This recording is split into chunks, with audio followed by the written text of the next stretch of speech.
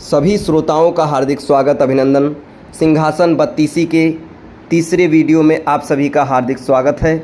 तीसरी पुतली चंद्रकला की कहानी आप सभी के सामने प्रस्तुत की जाएगी। हमारे साथ बने रहें, बढ़ते हैं कहानी की तरफ। तीसरे दिन जब वह सिंहासन पर बैठने को हुआ तो चंद्रकला नाम की तीसरी पुतली ने उसे रोक कर कहा, हे राजन, ये क्या करते हो? पहले विक्रमादित्य जैसे काम करो तभी सिंहासन पर बैठना।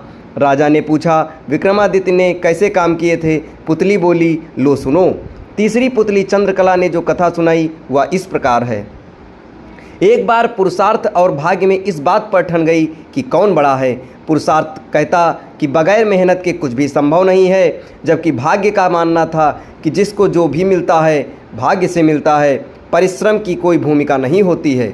उनके विवाद से उग्र रूप धारण कर लिया कि दोनों को देवराज इंद्र के पास जाना पड़ा। झगड़ा बहुत ही पेचीदा था, इसलिए इंद्र भी चकरा गए। पुरुषार्थ को वे नहीं मानते जिन्हें भाग्य से ही सब कुछ प्राप्त हो चुका था। दूसरी तरफ अगर भाग्य को बड़ा बताते तो पुरुषार्थ उनका उदाहरण प्रस्तुत करता जिन्होंने मेहनत से सब कुछ अर्जित किया है। इंद्र असमंजस में पड़ गए और किसी निष्कर्ष पर नहीं पहुंच सके।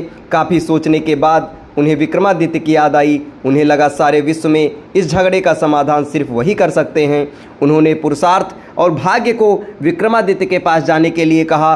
पुरुषार्थ और भाग्य मानव वेश में विक्रमादित्य के पास चल पड़े। विक्रमादित्य को भी झगड़े का तुरंत कोई समाधान नहीं सूझा। उन्होंने दोनों से 6 महीने बाद आने को कहा। जब वे चले गए तो विक्रमादित्य ने काफ़ी सोचा। समाधान के लिए वे सामान्य जनता के बीच वेश बदलकर घूमने लगे।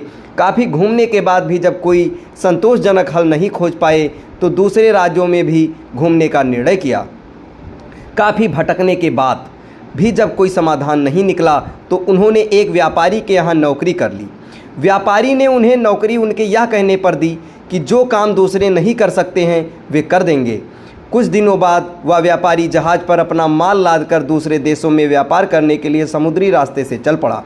अन्य नौकरों के अलावा उसके साथ विक्रमादित्य भी थे। जहाज़ कुछ ही दूर गया होगा कि भयानक तूफान आ गया।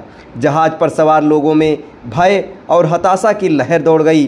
किसी तरह जहाज़ एक टापू के पास आया और वहां लंगर डाल दिया गया। जब तूफान समाप्त हुआ तो लंगर उठाया जाने लगा, मगर लंगर किसी के उठाए न उठा।